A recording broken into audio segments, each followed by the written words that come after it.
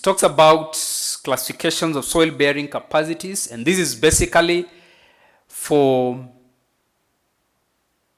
very conservative design. Otherwise, the code recommends doing geotechnical surveys and investigations.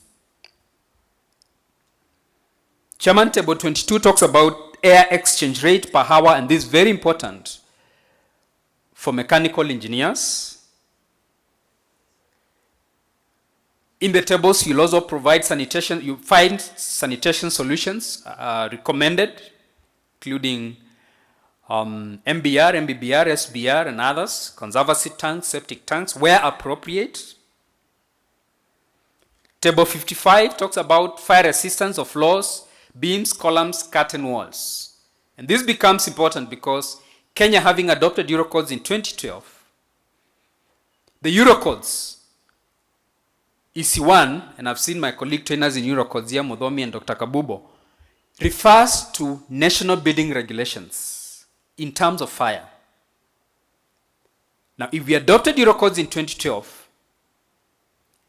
and we don't have the building code, then means Eurocodes are hanging because there is no national building regulations to refer to in instances of fire design.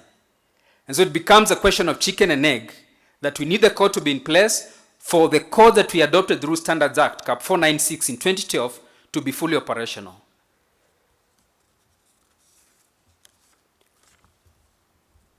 Chairman, the second schedule talks about figures, and these are illustrative and very useful design data for garage dimensions and minimum dimensions for garages, turning circles for vehicles, measurement of floor pan area, minimum floor height, glass thickness, and this becomes very important, safety of glazing, and that's why there's a dedicated chapter on glazing. It is reported that in 1998, after the bomb blasts that hit cooperative building, more people were injured by glass shrapnel than the blast itself. And so glazing becomes very important, and there are provisions for that, Chairman, and the lift well enclosure dimensions are provided for in the figures.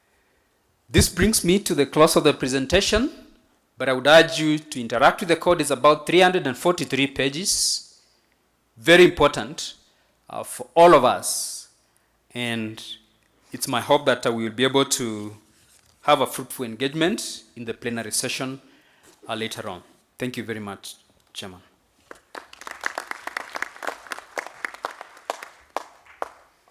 Thank you, Prof. and Shama, for that presentation. I've been made aware that former AK President, Engineer Nathaniel Matalanga, wanted to make interjection. Please, sir, I will just want to indulge you that in the next 30 minutes, there is plenary. If you don't mind, sir, you can hold on.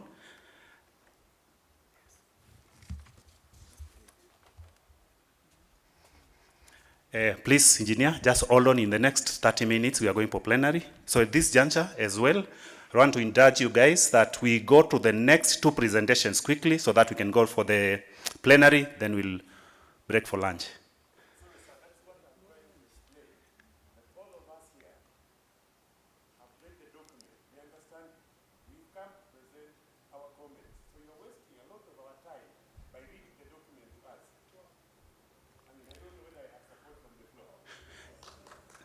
It's noted, and that's why we are saying in the next less than 30 minutes, we are going to the plenary.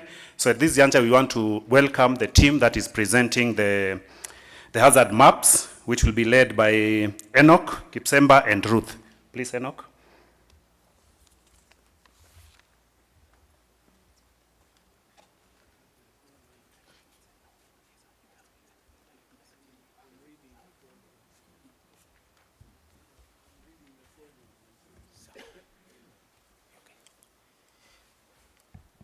Thank you, Chairman, members of the board, and all distinguished guests. Good afternoon. My name is Enoch Kipseba from the Directorate of Geological Surveys and Geoinformation Management in Ministry of Petroleum, and I am presenting on behalf of the team that that produce the maps on seismic, fault lines, volcanic activities, landslides, and subsidence.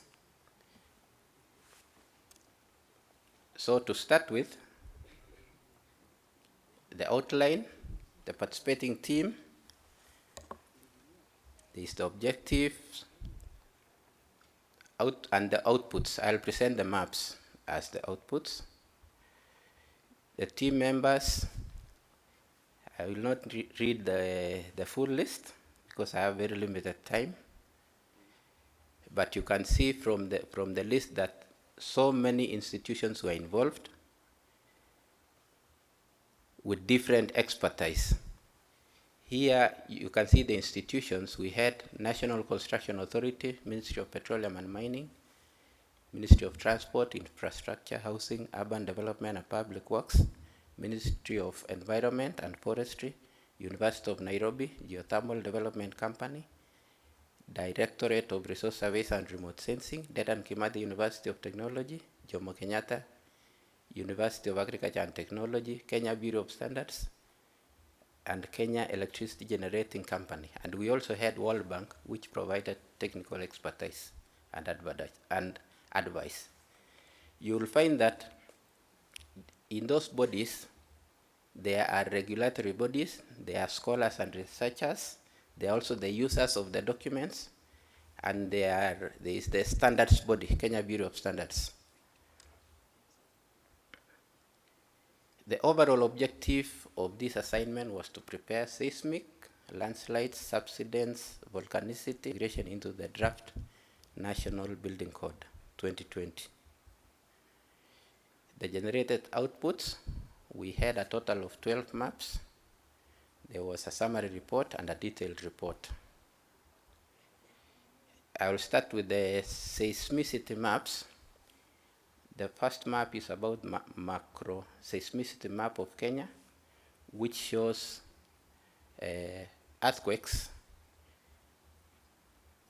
that have occurred within our boundaries of 4 or and above magnitude in the Richter scale. Then PGA maps, which are very useful for the code. We have 6 maps which are showing the probabilities of accidents. Okay, there is 10% probability of accidents in 50 years for a return period of 475 years. Then 5% probability of accidents in 50 years for a return period of 975 years. There is 2% probability of accidents in 50 years for a return period of 2,475 years. Then 10% probability of accidents in 10 years for a return period of 475 years. Then 5% probability of accidents in 10 years for a return period of 975 years. And the sixth one is 2% probability of accidents in 10 years for a return period of 2,475 years. These are the maps. And we had 2 types of, we are making in 2 ways. One is showing the contours, and the values are marked on the contours, the PGA values.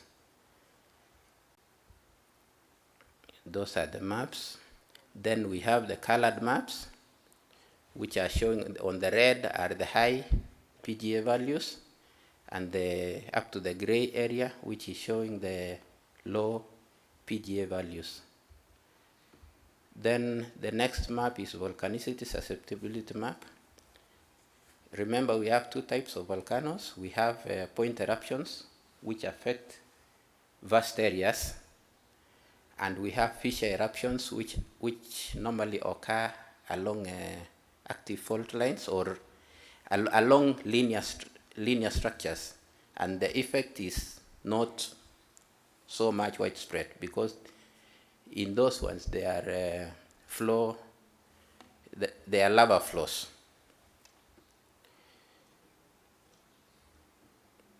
The effects of point eruptions are explosive and will affect circular areas, and that area is also much larger. For fissure eruptions, there are lava flows and affect smaller proximal areas along the fissure.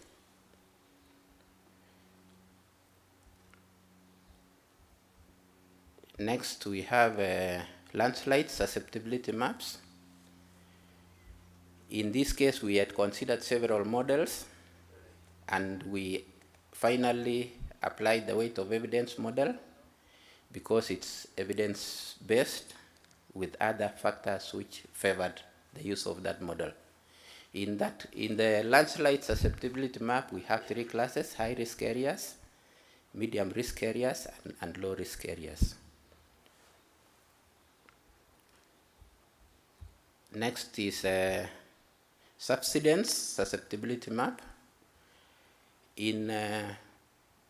What we have observed is that subsidence is not widespread in Kenya. It affects mainly 4 counties, that is Baringo, Nakuru, Narok, and a small part of Nyandarua. And those are the areas we concentrated on.